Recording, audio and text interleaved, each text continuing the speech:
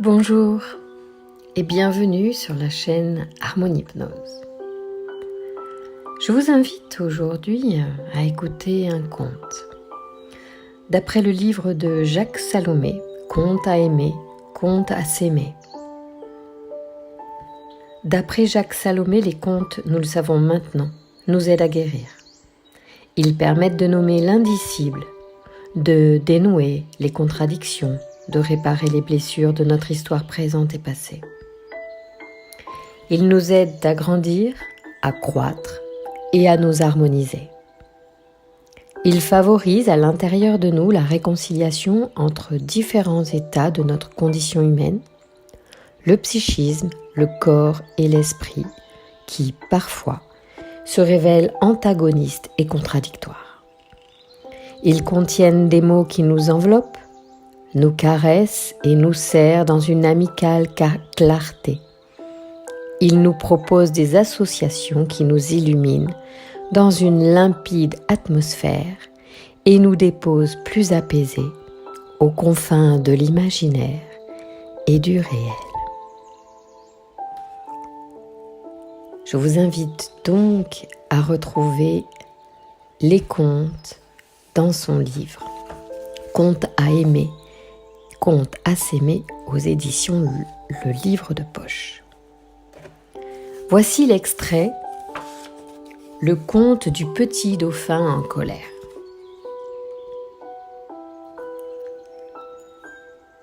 Le conte du petit dauphin en colère. Il y a aussi l'habileté incroyable de celui qui veut apparaître comme démuni pour mettre en dépendance les personnes les plus significatives de son entourage.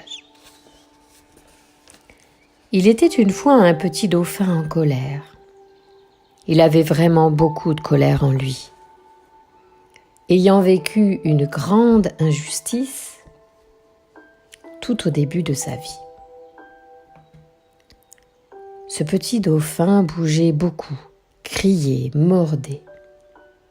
Ne voulait pas être apprivoisé par les autres dauphins. Il restait dans ses pensées et surtout, il refusait de parler autrement que par des mouvements. Il comprenait beaucoup de choses, mais ne voulait pas faire comme les autres. Il faut d'abord vous dire qu'au début de sa vie, dans le ventre de sa maman dauphin, il n'était pas seul. Il y avait un autre dauphin avec lui, son frère jumeau. Et vous comprendrez qu'il n'y a pas eu toute la place qu'il aurait souhaité.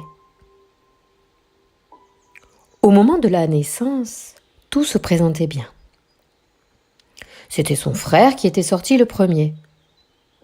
Mais lui, il s'était retourné, allongé, aussitôt pour s'installer confortablement. Ah, enfin le ventre de sa maman pour lui tout seul. Elle aurait bien aimé rester là, au chaud, avec toute la place, tout le bon. Tout le doux pour lui tout seul.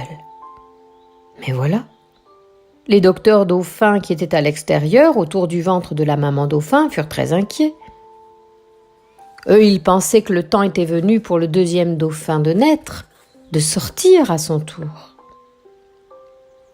Alors, ils décidèrent d'ouvrir le ventre de la maman pour aller chercher le petit dauphin qui s'était endormi et tardait à venir au monde. Je vous le répète, lui, il aurait aimé rester encore un peu. Pas longtemps, quelques minutes, 1 heure peut-être. Mais il aurait tellement aimé avoir un temps de ventre rien que pour lui.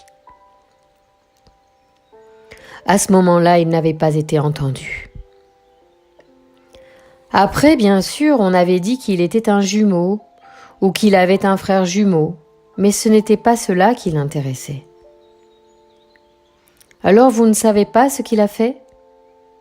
Eh bien, il s'est désintéressé du monde. Il s'est fermé. Il s'est coupé de tout. Il en faut du courage pour faire cela. Car en se fermant, en ne parlant pas, en ne s'intéressant pas aux autres, en ne jouant pas comme eux, il vivait une sorte de vie à part. Tout le monde croyait qu'il était infirme, anormal, Anormal chez les dauphins veut dire pas comme les autres. On fit venir une fois de plus des médecins.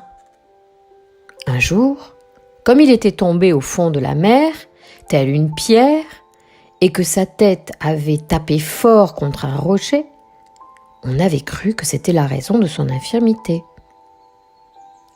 Et puis certains pensèrent qu'il était différent à cause de la naissance forcée. Et savez-vous ce qui se passa ? Eh bien, ce petit dauphin, qui n'avait pu avoir le ventre de sa maman pour lui tout seul, tenta à sa façon d'avoir sa mère rien que pour lui pendant près de 8 ans de sa vie. On l'étiqueta comme handicapé, inadapté à la vie sociale. Moi, je pense que ce petit dauphin était différent. Je dirais que c'est un dauphin exceptionnel dans le sens où il est unique.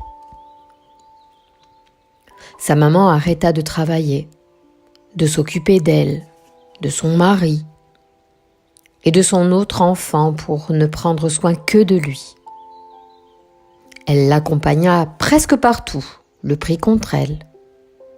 Ce petit dauphin en colère avait réussi à capter non seulement l'attention et les soins de sa maman, mais aussi l'attention de son papa, de son frère, bref, de beaucoup de monde.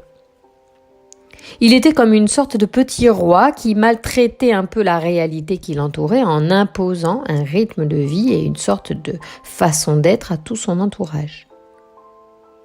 Vous allez me dire que j'exagère. Peut-être un peu, juste pour mettre en évidence la part aveugle d'une relation. Je ne dis pas que la vie était facile pour lui. Je dis qu'il était arrivé à mettre beaucoup de monde à son service. Il faisait en quelque sorte tourner le monde autour de son nombril de dauphin. Ne croyez pas que je dise que je pense qu'il soit heureux de cette situation. Oh non, pas du tout. Il y a beaucoup d'angoisse et d'inquiétude en lui. Peut-être qu'en le différenciant de son infirmité, les dauphins qui l'entourent pourraient lui montrer leur propre handicap. Peut-être qu'un jour, sa maman lui présentera un objet qu'elle pourrait porter toujours sur elle en lui disant « Je suis très handicapée par ton infirmité, je suis démunie. Il faut que j'arrête de te laisser croire que je peux tout pour toi. Je peux beaucoup, mais pas tout. » Ce petit conte ne propose pas de solution. Il tente simplement de dire « Ce que j'ai entendu de l'infirmité du petit dauphin et du handicap de sa maman et de son entourage. »